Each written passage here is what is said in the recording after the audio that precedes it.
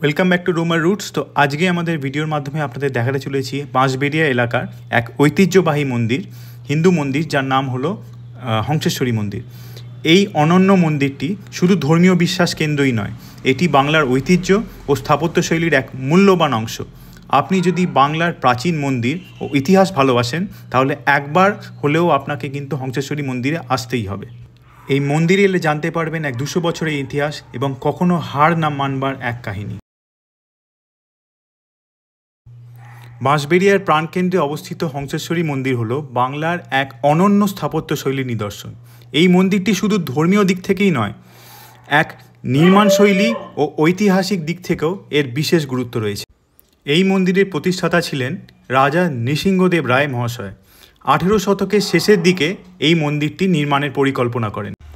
তবে তার মৃত্যুর পর তার স্ত্রী রানী শঙ্করী দেবী 1814 সালে এই মন্দিরটি নির্মাণ সম্পূর্ণ করেন। এই মন্দিরটি বাংলার অন্যান্য মন্দিরের তুলনায় সম্পূর্ণ আলাদা। এর 13টি মিনার রয়েছে, যা মানুষের শিরাস্ত মস্তিষ্কের আকৃতি দ্বারা নির্মিত। মন্দিরের গঠন তন্ত্র সাধনার অনুপ্রেরণা তৈরি করে, যা যোগতত্ত্বের সঙ্গে সম্পর্কিত। মন্দিরের প্রধান বিগ্রহ হল নীলবর্ণ দেবী হংসেশ্বরী, যিনি মা কালী বা শক্তির এক রূপ।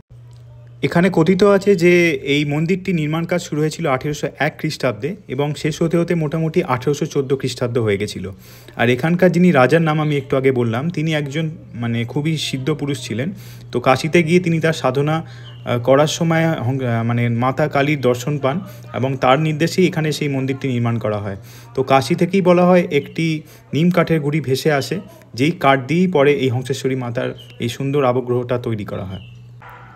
এই মন্দিরটি তন্ত্রমতে বানানো হয়েছিল, যেটি একটি দক্ষিণমুখী মন্দির, যার নির্মাণ কাজ যখন প্রথম শুরু হয়েছিল তখন 1683 খ্রিস্টাব্দ, যখন জমিদার রামেশ্বর রায় পাটুলি ছেড়ে চলে এসেছিলেন বাঁশবেড়িয়াতে বসতি স্থাপন করার জন্যে। আর তখনকার সময়কার মুঘল সম্রাট অরঙ্গজেব তাকে দান করেছিলেন। তারই বংশধর যখন রাজা হলেন রাজা নৃসিংহদেব রায়, তখন সেই কিন্তু এই প্রথমবারের মতো এই মন্দির নির্মাণ কাজ শুরু করেছিলেন। এই মন্দিরে গর্ভগৃহের চারিপাশে মোট 12টি কোষ্ঠী পাথরের শিবলিঙ্গ কিন্তু বিরাজমান। মন্দিরের যে প্রধান চূড়া, তার নিচে একটি ঘরের মধ্যে কিন্তু একটি সাদা মার্বেলের শিবলিঙ্গ প্রতিষ্ঠিত। তাই স্বাভাবিকভাবেই মন্দিরে যেহেতু শিব এবং শক্তি দুটোই সমানভাবে উপস্থিত, তাই মন্দিরটির নাম কিন্তু হংসেশ্বরী করা হয়েছে। মূল মন্দিরের পূর্ব দিকে কিন্তু আছে আরেকটি অনন্ত বাসুদেবের মন্দির, যেটি সুন্দর টেরাকোটা কাজের একটি জ্বলন্ত নিদর্শন। হিস্টোরিক্যাল ফ্যাক্টস অনুযায়ী বলা হয় যেটি 1679 সালে নির্মিত, যেটি রাজা রামেশ্বর রায়ের আমলে কিন্তু এর নির্মাণ কাজ সম্পূর্ণ হয়। তাই এই জায়গাটা আজ অবধিও কিন্তু আমাদের বাংলার যে কটি বিখ্যাত টেরাকোটা মন্দির আছে তার মধ্যে এই মন্দিরটি অন্যতম, বাসুদেব মন্দির।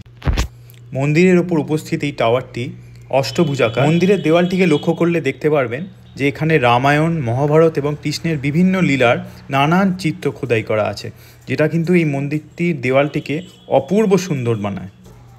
অনন্ত বাসুদেব মন্দির প্রতিষ্ঠা সম্পর্কে নির্দিষ্ট তথ্য না থাকলেও এটি মনে করা হয় যে নবদ্বীপের গৌড়ীয় বৈষ্ণব প্রভাব এবং বাংলার প্রাচীন কৃষ্ণভক্তির ধারার অনুসারে এই মন্দিরটি নির্মিত হয়েছিল।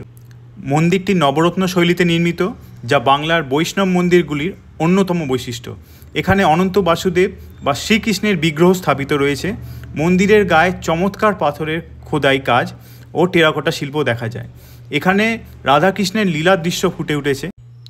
এটি একসময় শক্তিশালী বৈষ্ণব মতাবলম্বীদের উপাসনাস্থল ছিল এবং মন্দির চত্বরে নিয়োজিত কীর্তন ও রাধাকৃষ্ণের সেবা অনুষ্ঠিত হতো। এবার আপনাদের দেখিয়ে দিচ্ছি আমি অনন্ত বাসুদেবের সেই শ্রীকৃষ্ণ বিগ্রহ, যেটা এখানে উপস্থিত রয়েছে। অপূর্ব সুন্দর, যদিও এখানে এখন এন্ট্রি নিষেধ।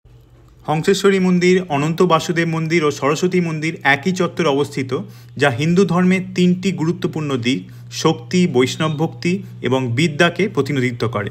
3টি মন্দিরই মারাঠা আমলের স্থাপত্যের প্রভাব দেখা যায়, এবং স্থানীয় জমিদারদের পৃষ্ঠপোষকতায় গড়ে উঠেছে এই 3 মন্দির। মন্দিরগুলোর পুরাতাত্ত্বিক ও ধর্মীয় গুরুত্ব অত্যন্ত বেশি, যা ট্যুরিস্টের কাছে এই মন্দিরটিকে অত্যন্ত আকর্ষণীয় করে তোলে। কিন্তু 200 বছর পুরনো প্রাচীন এই মন্দিরটি কিন্তু এখনও বিভিন্ন জায়গায় ঘুরলেই আপনারা দেখতে পারবেন নানা অবহেলার ছাপ, যেটা খুবই মনকে বেদনা দেয়। এবার আপনাদের দেখাচ্ছি হুগলিতে নির্মিত একটি গায়ত্রী আশ্রম, যেটি আছে রাজহাটে আমাদের, যেটি বাঁশবেড়িয়া মন্দিরের খুবই কাছে। তো এইটি একটি নবনির্মিত আশ্রম। এটা খুব জোর হলে হয়তো আপনার 10-12 বছরই হবে এখানে নির্মিত হয়েছে। তো ঢুকেই আপনি এখানে একটা গায়ত্রী মাতার আবক্ষ মূর্তি দেখতে পারবেন। আর এখানে গিয়ে একটা খুবই সুন্দর বেদিক স্ট্রাকচারের একটা আশ্রম, যেটা মানে একদমই ছিমছাম, এখানে কোনো আড়ম্বরতা নেই। তাই আশ্রমটি আছে একদমই প্রকৃতির কোলে, একটু গ্রাম্য পরিবেশটাও আপনারা পাবেন এখানে যারা আসবেন। আর 2025কে তো এমনিতেও বলা হচ্ছে যে এটা নাকি আমাদের সনাতন ধর্মের উত্থানের বছর হতে চলেছে। তো দেখা যাক, এরকম আরও অনেক নতুন আশ্রম, আরও এরকম নতুন ধাম হয়তো এই বছর থেকে সৃষ্টি হবে। যেমন এইখানে এসে আপনারা দেখতে পাবেন এই রুদ্রেশ্বরের এই সুন্দর মূর্তিটি। এখানে মহাদেব আছেন রুদ্রেশ্বর রূপে, দেখতে পাচ্ছেন এখানে সেখানে সংহারক।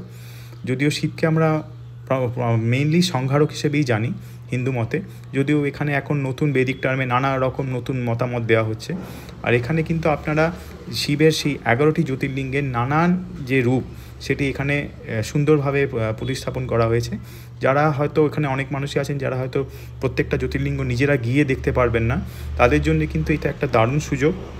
এখানে এসে আপনারা খুব সুন্দরভাবে একটা প্রকৃতির কোলে সুন্দর পরিবেশে এসে কোনো অসুবিধে ভিড় ছাড়াই এখানে ভালোভাবে পুজো দিতে পারেন। আর এখানে এরকম সুন্দর একটি রুদ্রেশ্বর রূপে শিব রয়েছেন, তো এই জায়গাটিকে একটি অপরূপ সুন্দর জায়গা বানায়। তো আপনাদেরকে এই ভিডিওর মাধ্যমে এটাই আমি বলবো যে এই রকম আশ্রমগুলোকে আপনারা নিজেদের ট্যুরিজমের মাধ্যমে আরও সাপোর্ট করুন, যাতে এই রকম আরও নতুন সনাতনী ধর্মের অবলম্বন করা এই যে আশ্রম বা এই যে সমাজ সংস্কারক এই মন্দিরগুলো আরও গড়ে উঠতে পারে, এবং আমাদের হিন্দু সনাতনী ধর্মের যে আসল নির্যাসটা সেটা যাতে মানুষের মধ্যে আরও ভালোভাবে সুদৃঢ়ভাবে ছড়িয়ে